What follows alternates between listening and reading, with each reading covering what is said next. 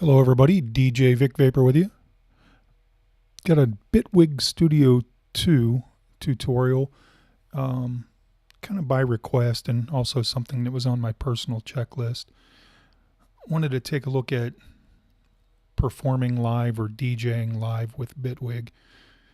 Obviously we know that, other DAWs out there, especially Ableton, is specifically built around live performance, but Bitwig still has a little bit of ways to go in my opinion, but it can be done and you can perform well and you can, add some really unique flavor to your sets. So it might not be the primary focus of Bitwig currently, but I think moving forward it'll grow into that role and become more live performance oriented. Of course you can hook up your MIDI controllers and you can do everything, so I don't want to sound like it can't perform live. It's probably just not its strongest suit right now. I think it has a little ways to go and has a little bit of growing to do.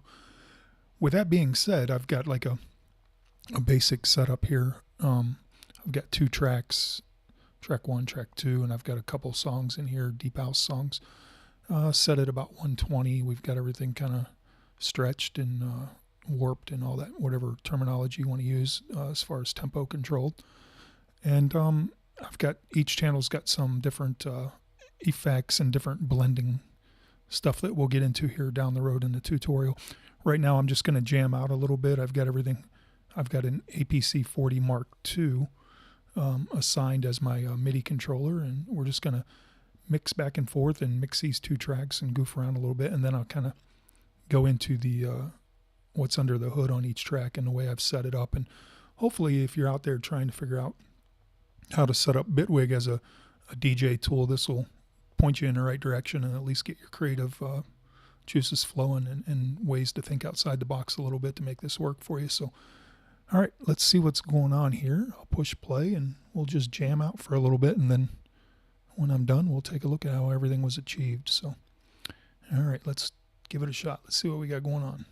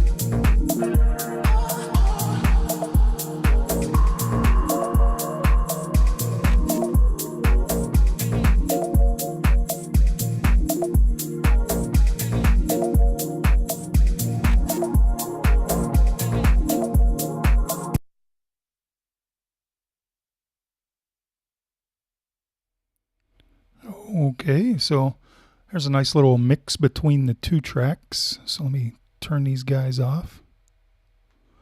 And let's kind of take a peek under the hood here and see what all we got going on. And bear with me just a second. I'm going to trade places with my controller. Well, you know what? I want to leave it on for now, actually.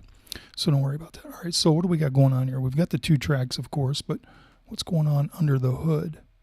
So I've got an EQ5, a filter, and this little guy right here. You can use the Bitwig Studio. There's a tool for the channel, but what I've got is this guy right here. It's a, I'm not sure how you pronounce that, but I'm going to try my best. Klanghelm, just a nice little utility type plug-in that allows you to set your VU meters or your channel levels. Like, so I've got this at -6, and I've done that for both channels. Both channels have the same thing. Like I said, though, within Bitwig, if you don't have that or you don't want to get that plug-in, you can just go to Bitwig and go to Utilities and grab this tool right here, and it'll do the same thing. You can just reduce the channel amplitude right here. But personally, I prefer the Klanghelm. It's just something I've gotten used to over the years. So let's take a look here. We've got the EQ5, and let's see what it's doing for us. So the EQ5, I'm going to open that up. We've got a little dip right around 80 hertz. So, and it looks like about a -5 dB. And what I've got assigned to that is this modulator right here, which is the audio side chain. So the audio side chain is, that modulator is set up to control the EQ in a way that it acts like a dynamic EQ. So let me hit play on both here.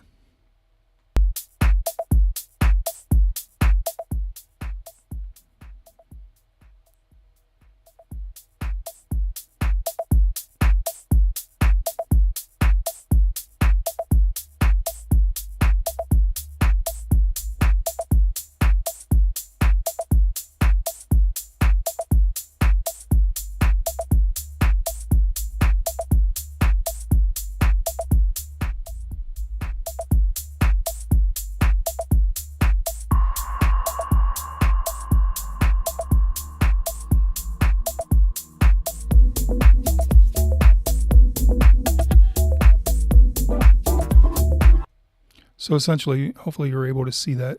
I don't want to try to talk over the audio, but essentially this little dip right here is being modulated from, we're on track 2.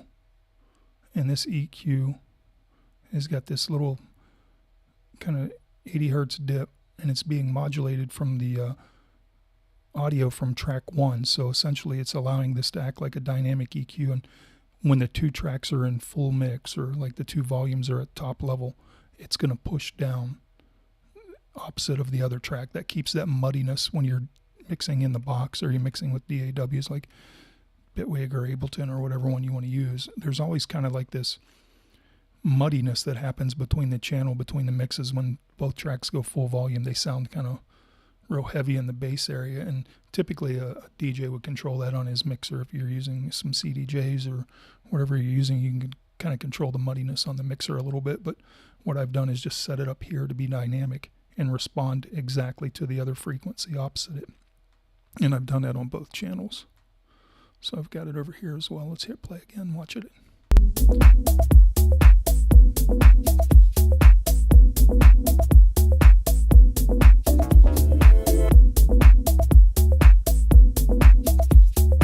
So it's a fairly subtle thing, but it makes a huge difference when you're playing out in the clubs and playing on those big, club systems. That variation, that subtle little variation right there is going to make a big difference. So just coming from personal experience. So what else do we have? That's the EQ5, and that's how I have it set up with the modulator here.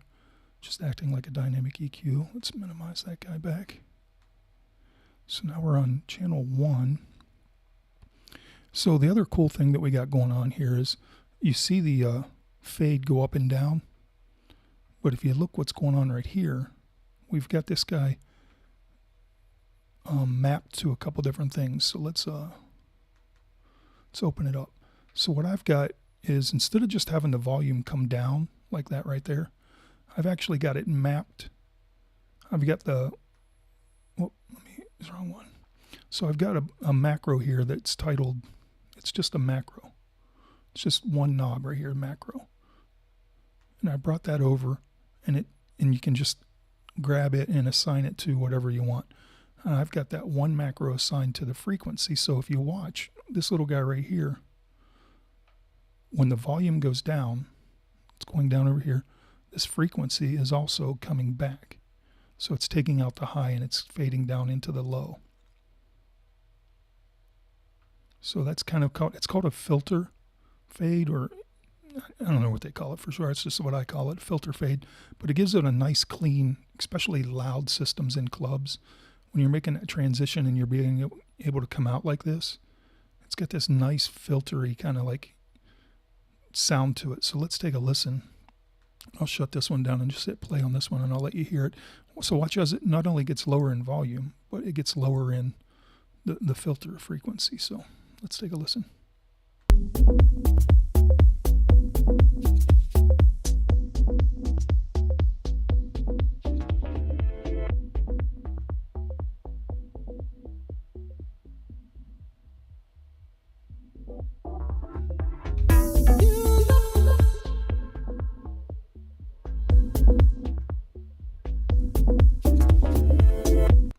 So pretty cool. It's a really, really simple, easy thing to do. So essentially, I've got this one macro controlling the frequency,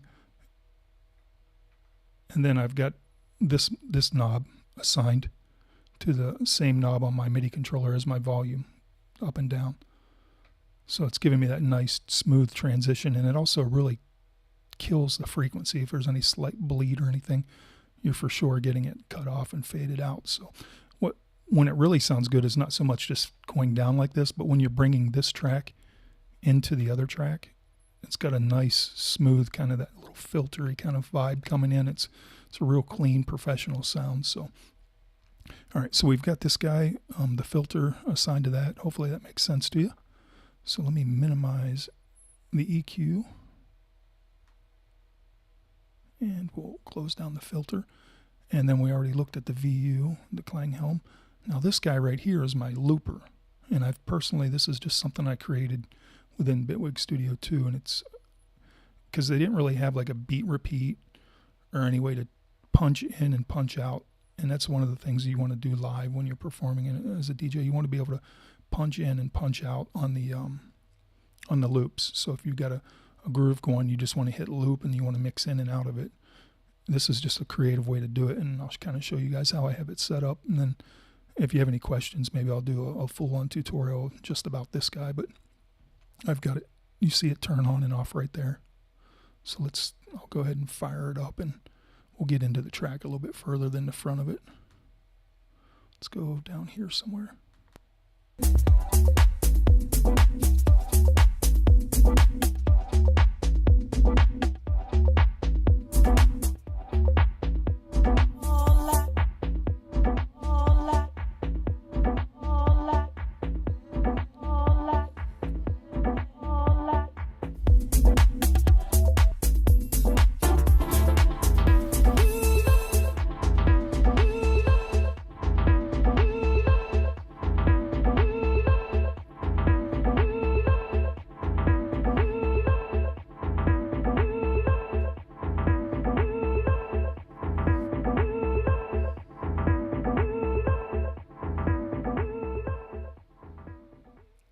All right, so pretty cool effect, a looper. So let's take a look at how I put this together. So let's open it up. So what we've got here is I've got an effects layer, and I've got the one channel has a tool button, or a tool utility, and I've got a delay, and this is the delay 1, and I've got it set to 16, which is essentially 1 bar. And when you just look at it, you know, with the knob, with the looper turned down, the knob turned off, there's really nothing going on here.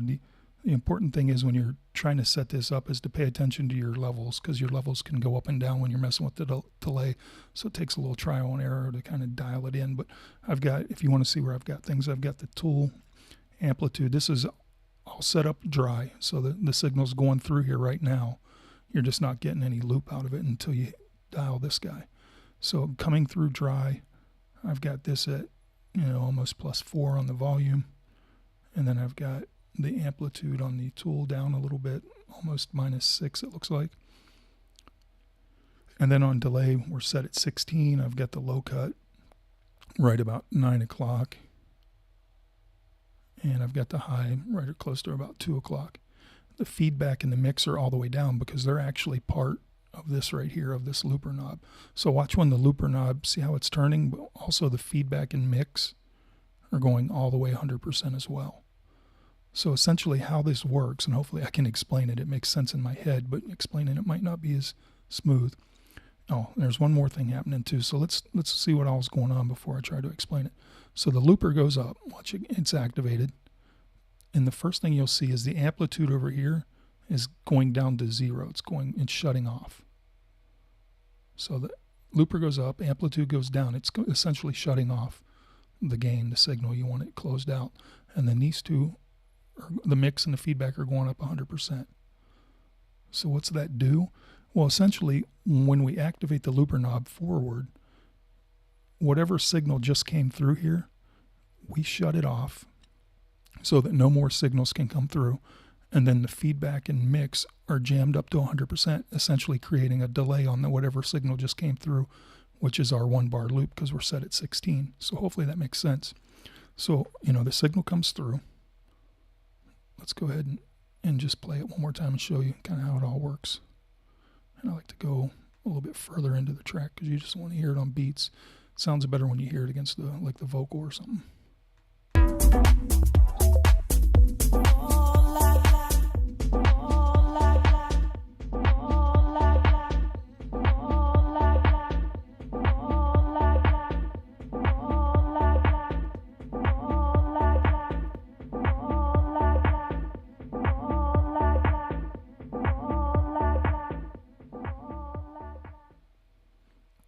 So there you see it. The looper gets activated. We cut the volume so that no more incoming volume can happen. No more. We just want, when we activate looper, we just want to activate it for whatever sound we just heard.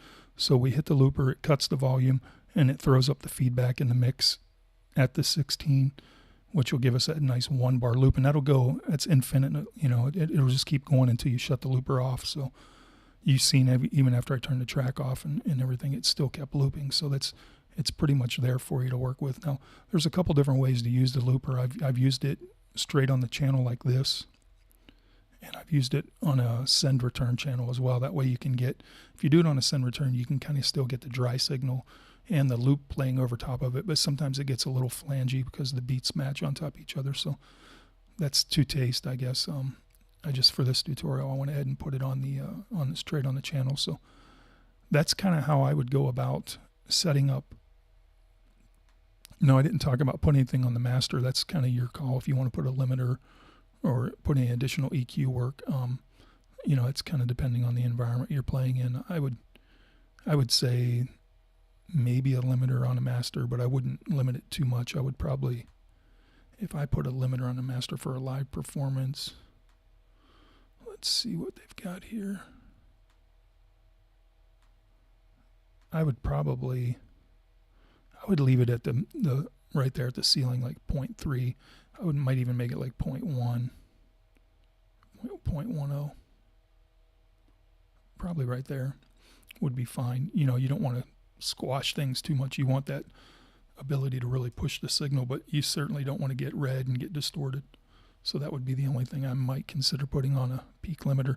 As far as the tracks you're using, if they're professional tracks and they've been professionally mastered, you shouldn't have to really be putting a lot of effects on the channels as far as the master channel to get it to sound good. It should already sound decent. And then in-house, wherever you're DJing, whatever system you're running things through, you can kind of work out the little, mid, high, low, whatever settings you want throughout the board that it's going through. But that's just, again, that's kind of whatever you want to do, whatever works best for you, or whatever your performance needs are. But this is a real straightforward, you know, kind of track 1, track 2, and then you can continue to add more and more tracks if you want. Might look at some tutorials in the future where I can show you effects change that are a little bit more in depth, but I thought this was a good start, you know, to kind of get you running in the right direction if you're trying to set up a DJ setup or trying to arrange a DJ setup with Bitwig. What was I going to say here? All the tracks themselves, as far as, you know, bringing one in and getting it set up for the right tempo. I'll give you a quick overview of what I do on that. So I'll just grab this one's set up at, usually my libraries are pretty well organized. So I've got 121 A minor, so I know how the mixing key and I know what BPM I'm dealing with.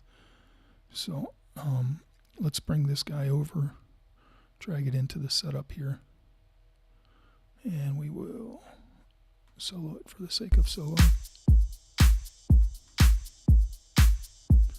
We don't need to hear it. Let's get rid of this. Now we've got this guy in here. We know it's 121.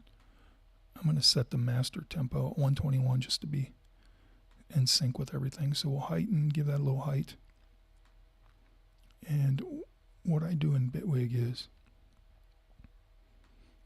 go ahead and select stretch. And it's going to put some markers in here already. And it, you know, it could come close. But for the sake of saying I don't trust it for the tutorial, let's get rid of these guys real quick here.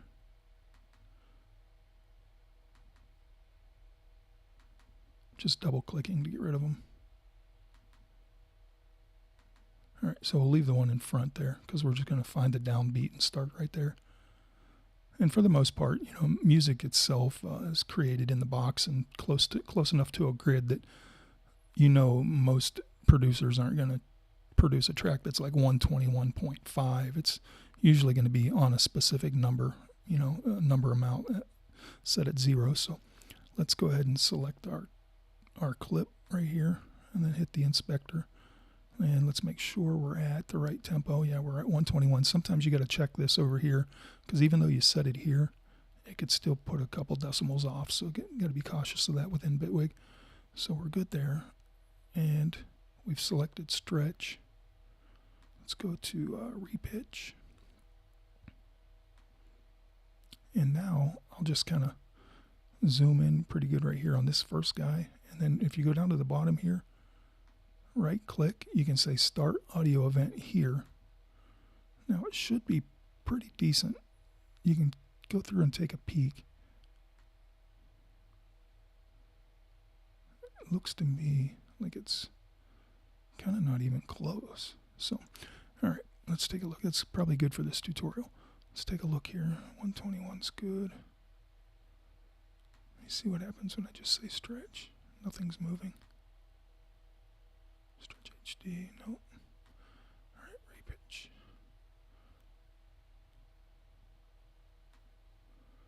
So we will go. Oh, I know what's kind of happening. See how this is a little bit cut off? If you look at this downbeat, this kick right here, it's not.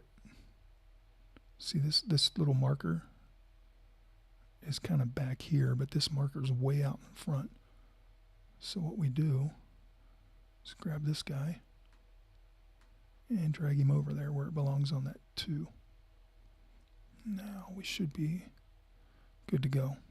It's for some reason Bitwig likes to cut off that first part of the downbeats on the ones right in that front of the file. So let's go out here a little bit further and look and see where we're at.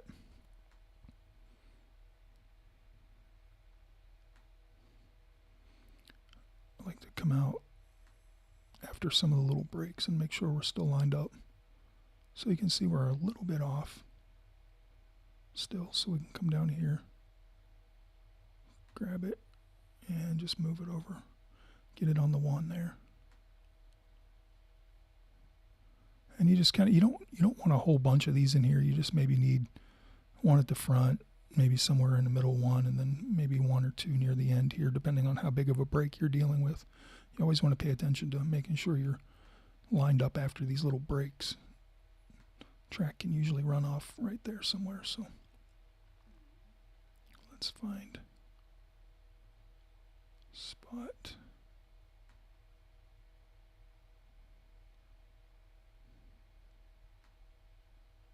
There we go. So that should be pretty good. That's kind of the general idea. Once you get that lined up, you're good to go. And then I'm going to hit the metronome. Let's do, oh, we've got that soloed. It should be okay.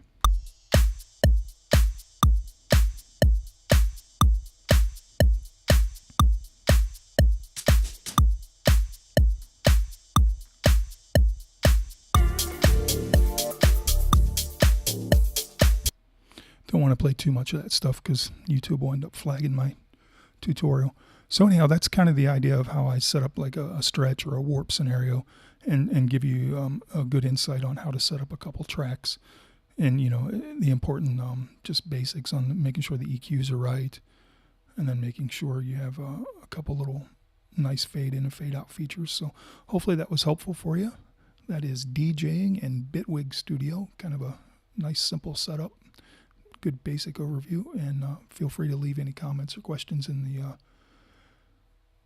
box below, and I'll be happy to take a look at it and see if we can't answer any additional questions. All right, you guys, thanks for tuning in as always. Thanks for pushing play, and peace. See you on the next tutorial.